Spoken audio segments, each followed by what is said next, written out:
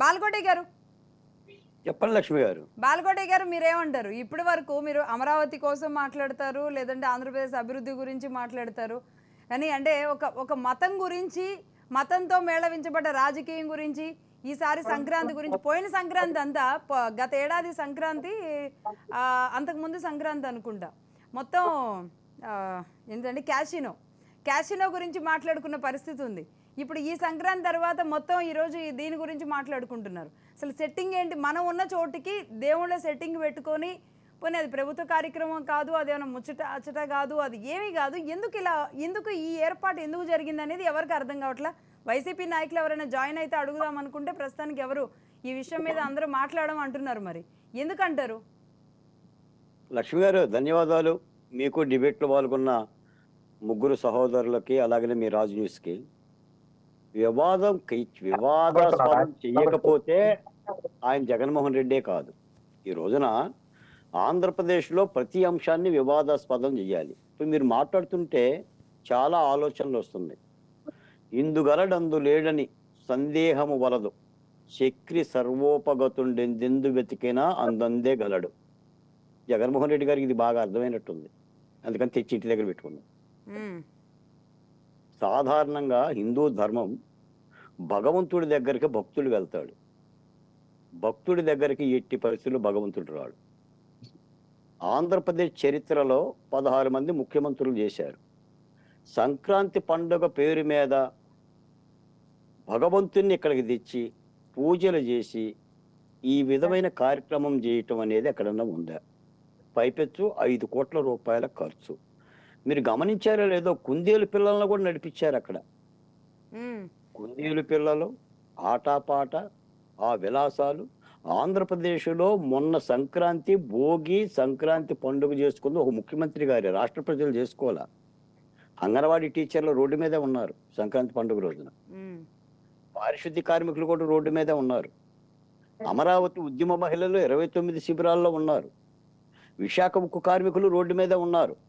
జగన్మోహన్ రెడ్డి గారే పండుగ చిద్విలాసంగా చేసుకున్నాడు ఆయన కుటుంబ సంబంధించి. నిజానికి నేను చెప్తున్నాను, జగన్మోహన్ రెడ్డి గారి క్రిస్టియన్ భక్తుడు, అది తప్పు లేదు. ఆయన నమ్మిన మతం.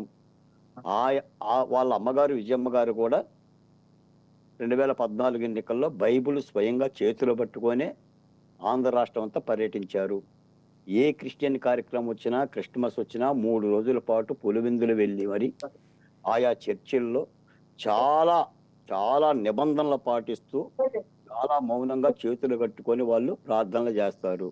దాన్ని కూడా మనం తప్పు పట్టకూడదు. ఎందుకంటే మతం అనేది మతం అనేది ఎవరిదైనా విశ్వాసం. కానీ హిందూ దేవుణ్ణి, వెంకటేశ్వర స్వామిని నువ్వు తాడేపల్లి ఎలా తెప్పిస్తావు? ఏమైనా 3 రాజధానులు ఏంటివి? ఎక్కడ కూర్చుంటే అక్కడ రాజధాని అన్నట్టుగా, ముఖ్యమంత్రి ఎక్కడ కూర్చుంటే అక్కడ రాజధాని అన్నట్టుగా, అంటే భగవంతుడు వస్తాడంటే ఇది మనోభావాలను దెబ్బతీయటం కాదా లక్ష్మి గారు? నేనే అడుగుతున్నాను. ఈ రోజున అమరావతి ఫేక్ అన్నారు, అమరావతి గ్రాఫిక్స్ అన్నారు. మీరు ఆలయాన్నే గ్రాఫిక్స్ చేసేసి మీరు నిర్మించారు. ఇది సాంప్రదాయమా? అంటే ఈ గేమ్ లో వెంకటేశ్వర స్వామిని పెట్టినట్టు అయిందా? మీరు అంటుంటే ఇప్పటి వరకు ఒక రాష్ట్ర ముఖ్యమంత్రి 5 ఏళ్ల పరిపాలనా కాలం, 4 సంవత్సరాలు గడిచింది, ఏనాడు కూడా భార్యా సమేతంగా దేవదేవుని గుడికి వెళ్ళలేదని మీరే చెప్తున్నారు. అలా వెళ్ళకపోవటం కూడా అపచారమే తెలుసా? ఇక్కడ ధర్మకర్త, ఈ రాష్ట్ర ధర్మకర్త ఆయన. పట్టు వస్త్రాలు ఇవ్వాల్సిన ధర్మం ఆయన మీద ఉంది. ఆయనకి ఇష్టం ఉందా ఇష్టం లేదా కాదు, అదొక ధర్మం. అయినా కూడా మరి భార్య లేకుండానే నేను వెళ్ళాడు అంటే మరి అది అపవాదే.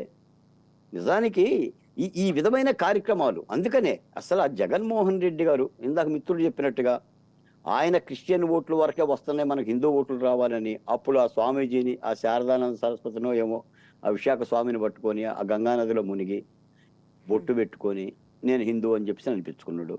ఇటు క్రిస్టియన్ అని. ఇప్పుడు ఓట్ల కోసం చేస్తున్న రాజకీయం తప్ప జగన్మోహన్ రెడ్డి గారు అంటే ఇప్పుడు అంటే అందరూ కూడా ఇది ఓట్ల కోసం చేస్తున్నట్టుగా కనబడుతుందని అంటున్నారు. కానీ ఓట్ల కోసం చేసేవాళ్ళు అయితే అంతకు ముందు కూడా చేస్తారు కదా, ఇప్పుడే ఎందుకు చేస్తున్నారు అనేది ఒక ప్రశ్న. ఒక మాట లక్ష్మి గారు, ఎవరైనా సరే భగవంతుడి జోలికి పోకూడదు, ఇది మాత్రం ధర్మం. ఇది భగవంతుడి జోలికి వెళ్ళినట్టుగానే భావించాలా? అలాగనే భావిస్తాం. తప్పనిసరిగా భగవంతుని నీ ఇంటికి తెచ్చుకోవటం ఏంటి లక్ష్మి గారు?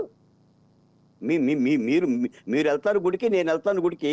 భగవంతుని మన ఇంటికి తెచ్చుకోవటం ఏంటి? మన ఇంటి దగ్గర కాదు, భగవంతుడిని తెచ్చుకోవడం తప్పలేదు, గుడిని తెచ్చుకోవడం అనేది ఇక్కడ ఈ వివాదంగా ఉంది. అదే ఆ గుడినో బడినో. ఇప్పుడు ఈ రోజున అసలు సంక్రాంతి పండుగ, పక్కనే కనకదుర్గమ్మ గుడి ఉంది. నిజంగా మీకు హిందూ దేవాలయానికి వెళ్ళాలి, భక్తిభావంగా పండుగ పూటన వెళ్ళాలంటే 190 ఆలయాలు కృష్ణా జిల్లాలో ఉన్నాయి, గుంటూరు జిల్లాలో కాదండి, ఉన్నాయి. కాదు, అమరావతి రైతులు ఎక్కడైతే దీక్షా శిబిరాలు ఇవన్నీ నిర్వహిస్తున్నారో ఆ పక్కనే కోతవేడు దూరంలోనే చంద్రబాబు నాయుడు గారి టైంలో అనుకుంటా టీటీడీ ఆధ్వర్యంలో నిర్మితమవుతున్న ఆలయం కూడా ఉంది. అంటే ఆ గుడికి వెళ్ళరు లక్ష్మి గారు. అది చంద్రబాబు నాయుడు గారు కట్టిన గుడి కదా, వెంకటేశ్వర స్వామి గుడి. ఉమ్. మళ్ళీ చంద్రబాబు నాయుడు గారి గుడి కడితే వెళ్ళడు ఆయన. అంటే నేను అనేది ఏంటంటే లక్ష్మి గారు, జగన్మోహన్ రెడ్డి గారికి మతం పట్ల కానీ, లేదా రాష్ట్రం పట్ల కానీ, పరిపాలన పట్ల కానీ, సాంప్రదాయాల పట్ల కానీ అతొక ఏమి తెలియదండి. అతను ఏంటంటే Right. ఒక రాజు. ఆయనే కర్త, ఆయనే కర్మ, ఆయనే క్రియ, ఆయనే కాదండి, మంత్రి, ఇది ఆయనే ఎన్నికల రాజు. మీద ఎలాంటి ప్రభావం చూపిస్తుంది అంటారు? నిజంగానే ఇది ఎన్నికల మీద ప్రభావం చూపిస్తుందా? ఒక విధంగా చెప్పాలంటే ఈ అంశం ఇంతవరకు లక్ష్మి గారు మీడియాలో కూడా పెద్దగా చర్చనీయాంశం అవ్వలేదు. ఎవరు దీని మీద పెద్ద ప్రశ్నలు ఎత్తిన సందర్భం కూడా లేదు. ఎందుకంటే నేను రోజు మీడియాలో డిబేట్ లో పాల్గొనే వ్యక్తినే. కానీ ఈ విధమైన తరహా ప్రవర్తన మాత్రం అది ముఖ్యమంత్రి గారి యొక్క హోదాకి తగింది కాదు. రైట్. నిజంగా ఇందాక ఏదో మా మేడం అన్నది, కేవలం భారతి మేడం గారు గుడికి రారు కాబట్టి ఎలా అయినా సరే గుడికి తెప్పించుకునే పద్ధతి చేయాలి, తద్వారా హిందువుల మనోభావాలను కూడా మనం Right. దగ్గర అవ్వాలనే రాజకీయ కుతంత్రం ఉంటే ఉండవచ్చు అనే భావమే కలుగుతుంది తప్ప, ఇది ఎవరు చేసినా సరే, ఇది ఏ పాలకుడు చేసినా, ఏ వ్యక్తి చేసినా కూడా దేవుని విషయంలో ఇలాంటి యొక్క రాజకీయం చేయటం అనేది అది శ్రేయస్కరం కాదు, Okay. అది సరైంది కూడా ఓకే అండి.